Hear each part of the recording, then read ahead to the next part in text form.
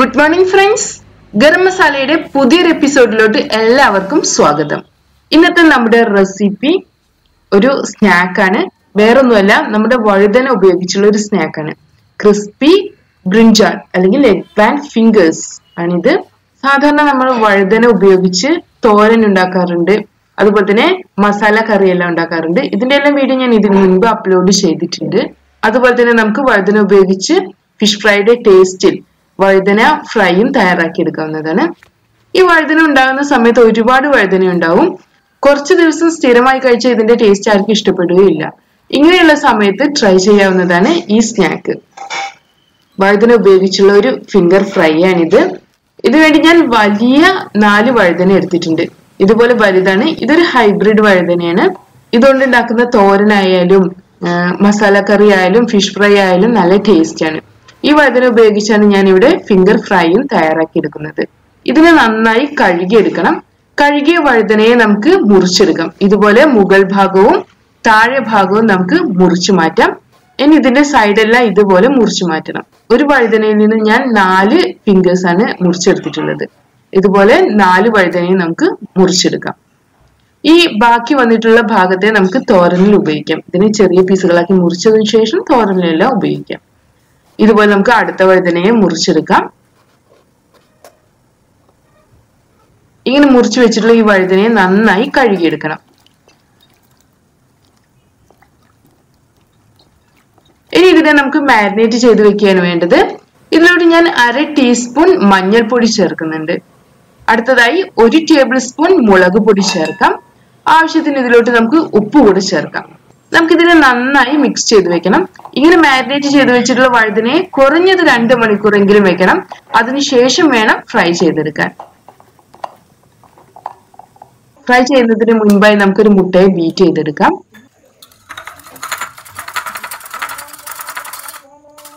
മുട്ട നന്നായി ബീറ്റ് ആയി വന്നിട്ടുണ്ട്.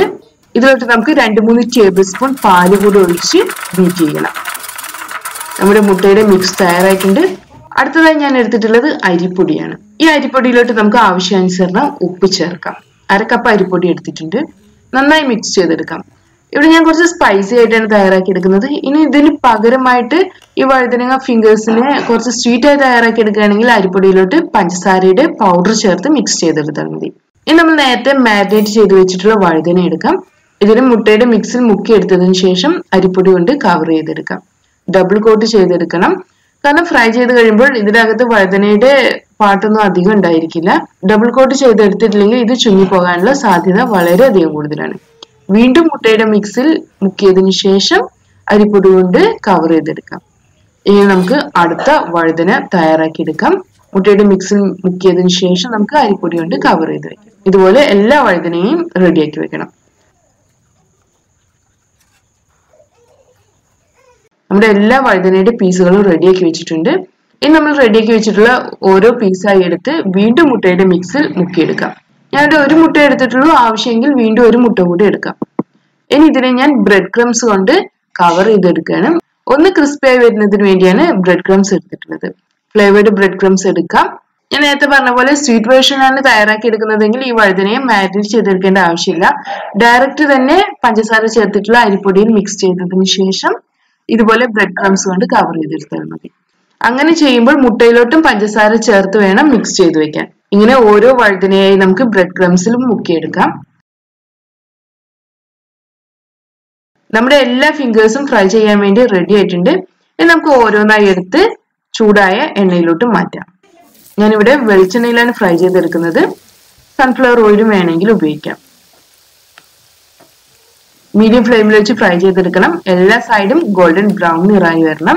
ഇടയ്ക്കിടയ്ക്ക് ഇതിനെ ഒന്ന് തിരിച്ചിട്ട് കൊടുക്കണം, അല്ലെങ്കിൽ ഒരു സൈഡ് മാത്രമായി കരിഞ്ഞു പോകും.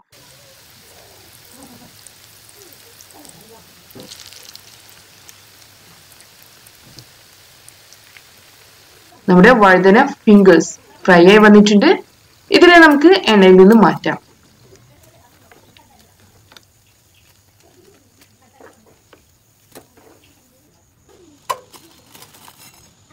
ഇതുപോലെ നമുക്ക് അടുത്ത ബഞ്ചിനെയും എണ്ണയിലോട്ട് മാറ്റാം.